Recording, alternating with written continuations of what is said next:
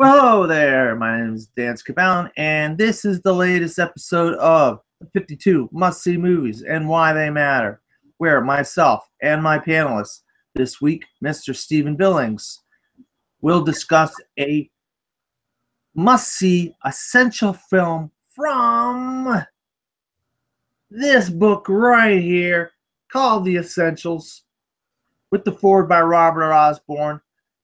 This book is like the Bible of great films, and that's why myself and my panelists this week, Stephen, like I said, sometimes it's Stephen and Andrew. Sometimes, eventually it'll be Andrew and I. We will discuss these movies based on this book. And because I mentioned him already, let's introduce Mr. Stephen Billings. Hello, here to talk some B-horror awesomeness. I'm excited. This one is a movie that, you know, it's from 1956, but it's actually still feels really relevant and you know, it's well shot, and it's we'll get into it. It's still a fun movie to watch.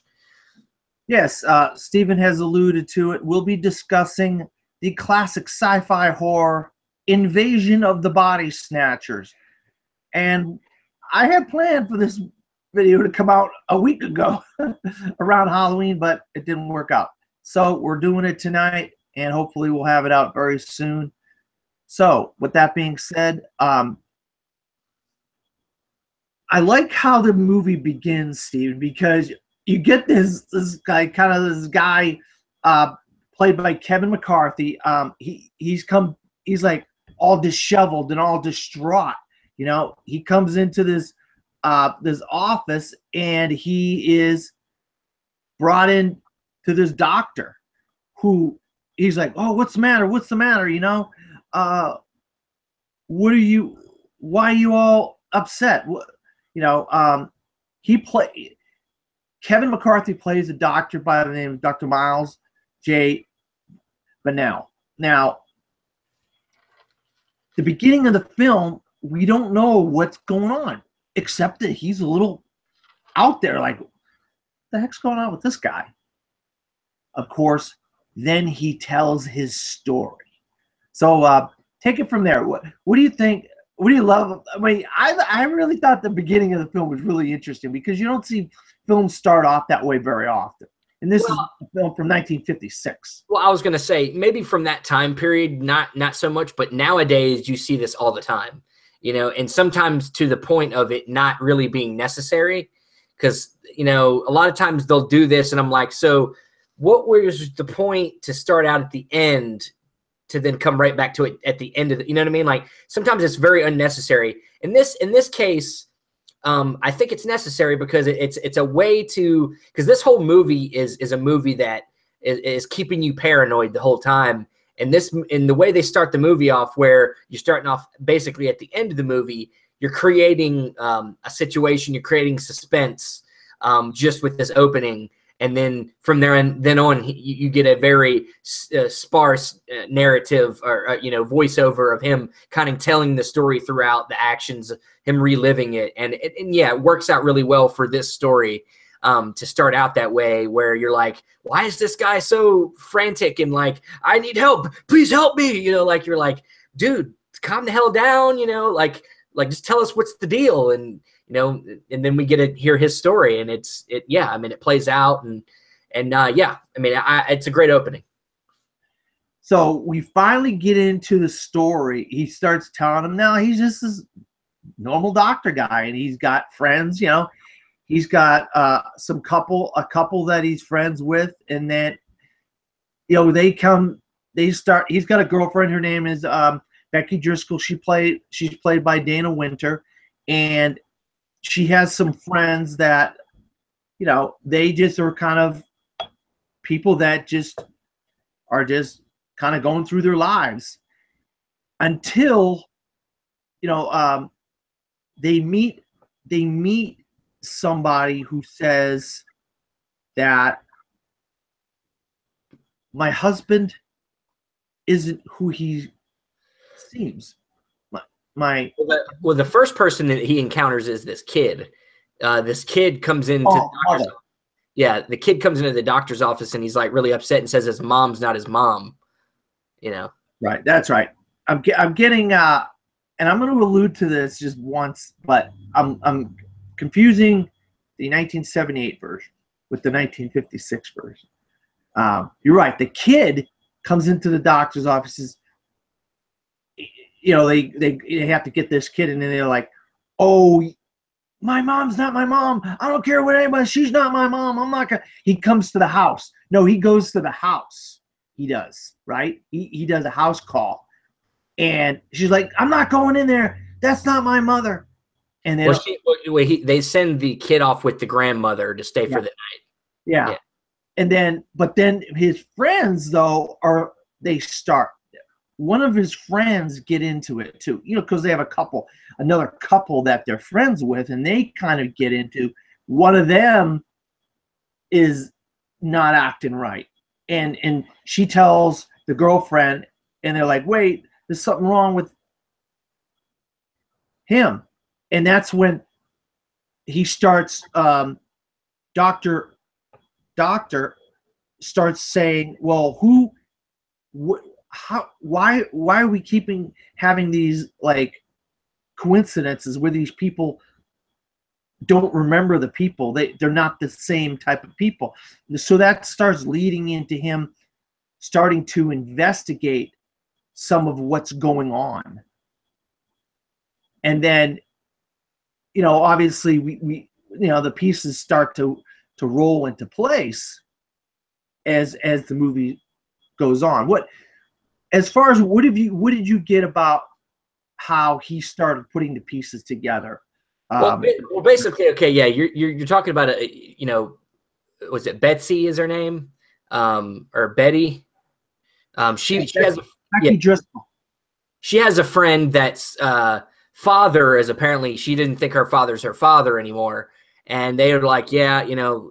So that was the first clue, you know, that and the kid, and then you know, they talked to the sheriff of the town, and you know, they're saying that this is something that's been happening for a while because the doctor was away on a trip. This is him first coming back to the town after a long period of time.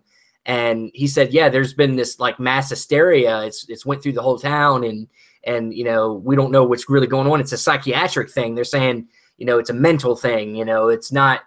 We don't know where it's coming from. You know, and if you don't know anything about, you know, this is the 50s. This is a time where we're talking about like the Russians. You know, all that paranoia about the Russians invading America, and that's where a lot of the subtext is in this film. Is that kind of stuff, that political stuff there. But yeah, I mean, and then they have two other friends that then, you know, getting to the big next plot point, they discover this body in their house, and this body's like kind of weird. It kind of looks like their friend, but it doesn't, I mean, it's like almost like it doesn't have any real definitive features, and they're like, they don't know where this body came from. It's obviously not alive, but it's like, it's weird. So yeah. Yeah, you get Chief Driscoll, and he's like, well, we've been getting reports, you know, and like you said, they find the body. You're like, does that look like my the father? No, it was the friend. They were at the friend's house. Yeah, the boyfriend. I don't boyfriend. know all their names. Well, the boyfriend, right? What's that? That was the boyfriend, right? Of Jack Belichick, right? Yeah, I think that's right. Yeah. And so they don't know, is it him? Does it look like him? It's starting to develop the features. Well, where did this body come from? And then they start seeing these like pods.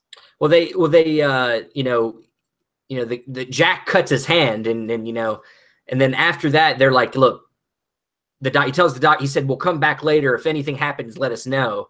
And they leave. And he takes the girl, what is her name? Betsy? Is it Betty? Becky.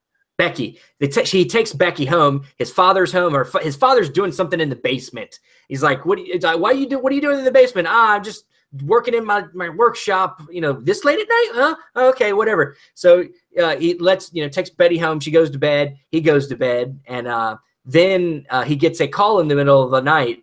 And because the girl that's with that dead body, he starts to look almost basically just like the boyfriend. Kelly Belichick. So then they call the doctor, and then the doctor feels like Betty's in danger. So he goes to check on her and finds the new version of Betty in the basement that's starting to form. And then he carries Betty out and takes him to the friend's house where they, This is the kind of weird thing that we got going on here. You have a lot of these movies in this book are based on popular culture in some way, has some kind of like something that has to do with like popular culture, like something that becomes part of our lexicon, like a verbiage that we talk about every day. And like you said, the Russians, we were going through the Cold War with the Russians at the time. And so this is kind of like an analogy, an anagram or an analogy of if the Russians were going to take over and what they would do. We'd be like zombies or whatever you want to call it. Or in this case, pod people. The term pod people was put into the lexicon of America. Like if you're going to work and you're not feeling well, you're kind of sick or whatever. Oh man, you're walking around like you're a pod person or whatever, I've never said that, but you're kind of young. This is back a ways, This even in the '78 version, it kind of got revisited because that was a pretty good movie starring Donald Sutherland and Leonard Nimoy. And Kevin McCarthy, the star of this version of Invasion of the Body Snatchers, has a very famous cameo in the '78 version where Donald Sutherland's driving down the road and Kevin McCarthy comes up to the car and he goes, "They're coming! Get away! Get out of here! They're coming!" And he's like knocking on the window of the car. So that's a very famous cameo from Kevin McCarthy, who is the star of this version of Invasion of the Body Snatchers. Yeah, and getting back to where you were talking about the pods, they take Betsy out, and then this other body that was the friend's Jack, it disappears.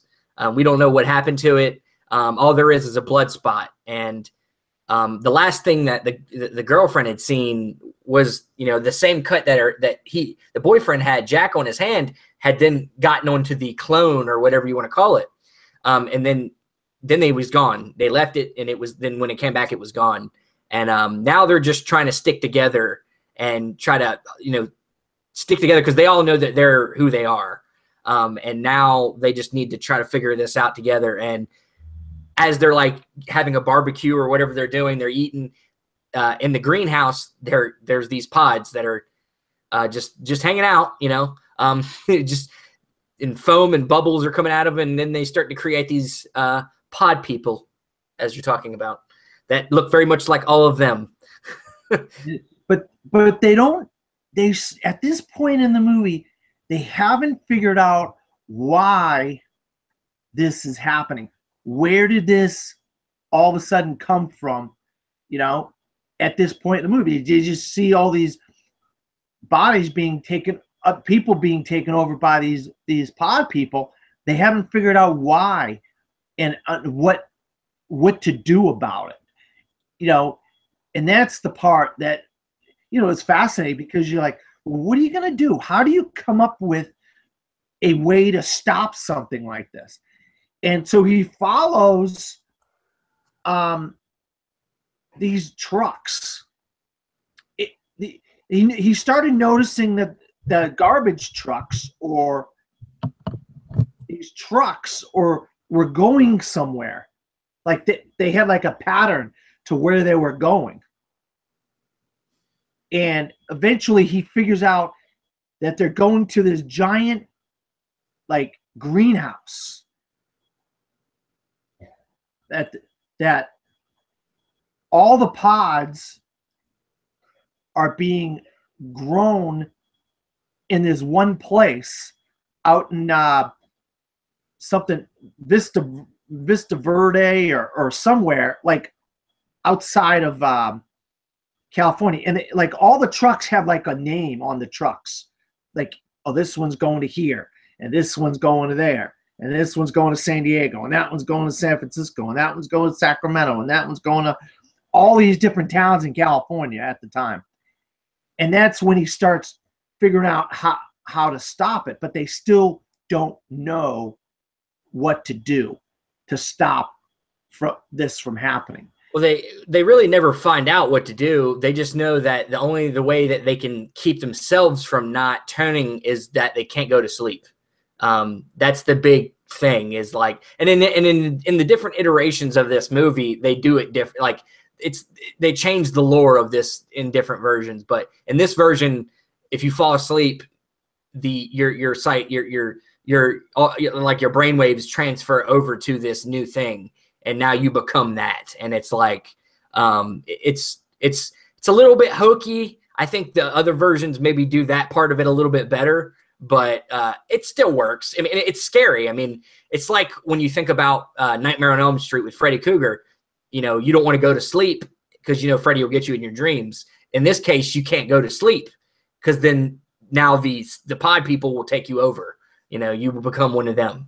And you know, as two people that are working men in America and in society, think about if you put your mind to it, where if you haven't been asleep in a day or 2 or 3 days, what your state of mind is in your whole body if you haven't been asleep. Because we've all been there. We've been times when we just haven't slept for various reasons, whatever we were doing, and you weren't in the right place of mind. So by the time he gets to the beginning of the movie, he's quite disheveled. He's like, no, I can't sleep. I can't shut my eyes. His hair's all messed up. His, you know, and one by one, all of his friends are falling asleep and being taken over by the pod people. Yeah, especially him and Betty basically end up being the last two. They hide out in his doctor's office, and they kind of, and you know, there's a great scene where you know, they're watching out the window and they're seeing everybody. It's really early in the morning. There's a lot of people outside kind of early in the morning. It's kind of weird. And then suddenly everybody like breaks from their normal routine and then comes all into the center of the town to like take, you know, direction to go send some of these pods over here, or go look for the doctor and Betty in this other place. And, you know, and eventually they find him in the doctor's office. They try to escape eventually, but they find him in the doctor's office and basically tell him, look, there's nothing you can do. And you get the whole spiel about, you know, it plays a lot more into the themes about like this race of alien thinks that not having emotion, or, you know, not having any kind of identity is relevant when it comes to having life. They think that you should just be able to, you know, their plan is to get rid of emotion, get rid of identity, and just, you know, you'll just live your life like basically a robot, you know, and that's the way to live life. And they explain that to them. There's like, look, you know, whatever, you know, and then they basically, you know, stage a getaway. What did you think of that scene? I mean, I love it because you're like, oh my God, they're not going to get out of this. How are they going to get out? The odds at that point in the movie, the odds are so against them and them being turned into a pod person that you're like, well, what are they going to do? How are they going to get away? And they eventually escape off into the hills, and he knows how to get out of town. And they're like running, and then they hide in a cave. I believe they hide in a cave. Yeah, there's a cave, and they hide under some boards. Yeah. Yeah, that's like a mining cave. Mm. And he's like, okay, wait here. I'm going to go get some help. Well, they hear some music. They hear music, and they're like, well, these things don't have emotions, and they don't care about things like that. So maybe these are some real people that can help them. And when he goes to check, it was like a radio that was on in one of these trucks by accident. One of the people were putting the pods in the truck, and for some reason the radio got turned on, and then they turn it off when he gets there. And he's like, well, shit, they're not going to help us. So then he goes back, and unfortunately, Betty is basically fallen asleep long enough to then be turned. Yeah. And so he's all alone. But he finds this is the part that is really kind of odd about this film that's different than the 78 version. He finds a cure. He finds a way to turn the people back by the end of the film, Stephen. I mean, how does he, what makes him, what made him figure out how he could find a cure to this? You'll have to refresh me. I don't even remember that scene, to be honest with you. I just watched it, and I don't remember a scene where he figures out how to cure anybody. No, he gets them turned back. They end the movie with him figuring out a cure. They end the movie. Don't they end the movie with him figuring out? Nope.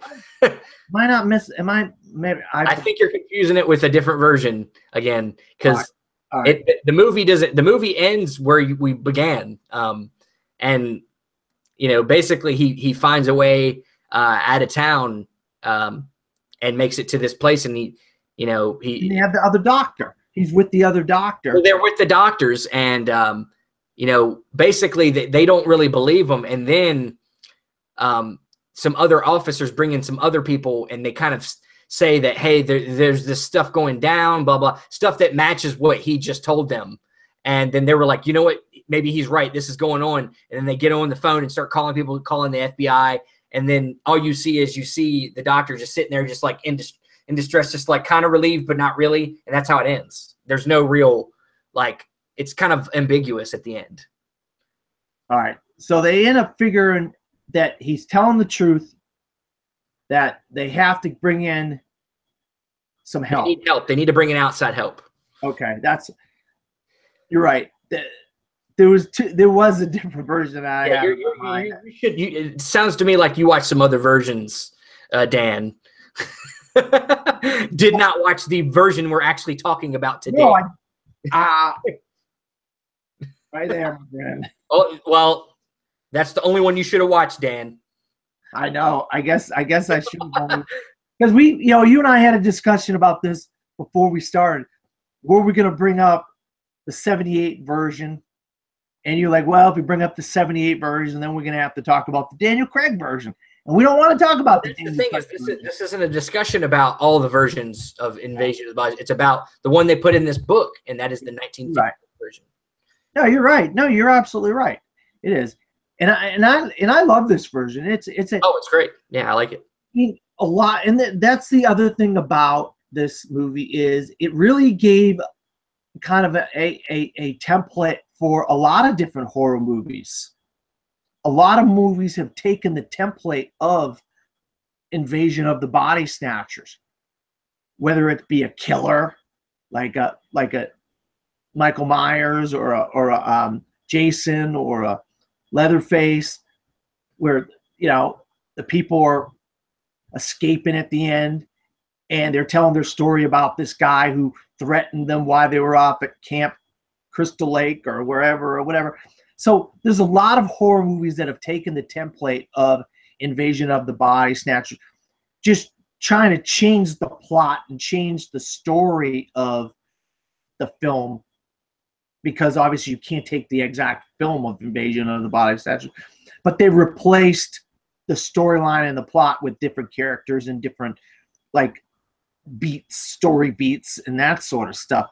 And that's why I think it's in this book, is because it's an essential film based on it's really the forerunner for a lot of kind of classic horror movies that have come after this. Do you agree with that? Oh yeah, definitely. And we can't forget that this is a film by Don Siegel, who's done a lot of great films. He did The Killers, which I talked about on another episode. He's you know, for the 50s too. You got to think this 1956. It's really well directed film, and just the cinematography and everything to it. It's got almost a noir element to it in its cinematography. You know, I've even seen a colorized version of this, which is terrible. It's not good, but yeah, Don Siegel is part of the reason this film's so good. He's just done a lot of great movies, and like I said, The Killers is one of the big ones of that.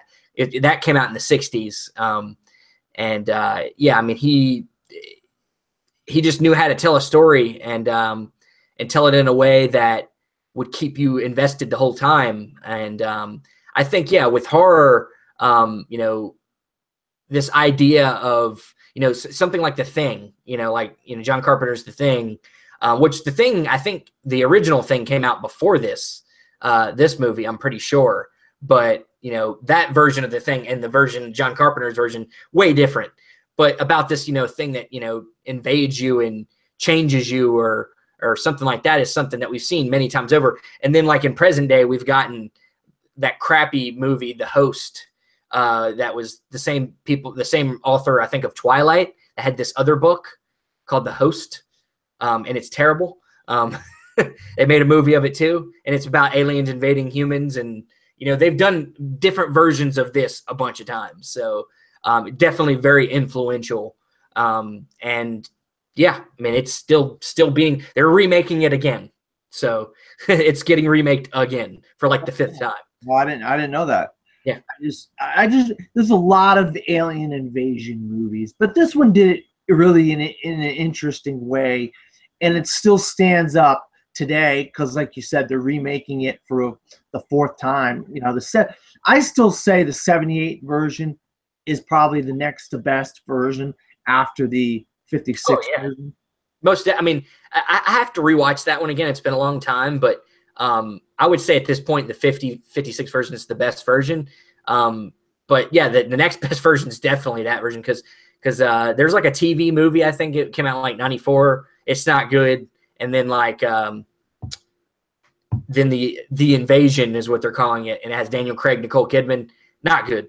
I mean, it's got moments in it, and they go about the lore a little bit differently. And I think some of the suspense is pretty good. I think that's Mark Forster is the director of that. I think he did Quantum of Solace and you know, did the zombie movie with Brad Pitt, World War Z. I think he's the director of that movie. I'm pretty sure, but yeah, for the most part, that movie failed because it didn't get all the elements right, especially caring about the characters. But yeah, the original is classic. It's a must-see horror movie. Yeah, you got to really care that you don't want to see these characters get turned into pod people. That's kind of what the main theme of this, or Russian spies, or taken over by the Russians, or whatever. If you want to use the Cold War analogy that, like you mentioned earlier on in the video. But all right, so that's our take on Invasion of the Body Snatchers from 1956. Stephen, where can you be found? Well, you can find me on Facebook, Stephen Billings, or you can find me like Instagram, Twitter, all that jazz, Movie Man for Life, and Stardust app. I'm on there doing reactions all the time. Yeah, and I can tell you that he's like every day there's like seems like 10 Stardust videos from Stephen. I don't know about that many, but I try to do as many as I can. So I know he's doing a lot of Stardust videos. But you can find me at Dan Skip Allen on Facebook, Twitter, Instagram, and Pinterest. Also, Top 5 Weekly, we did an episode last week of our scary movies in our personal collection.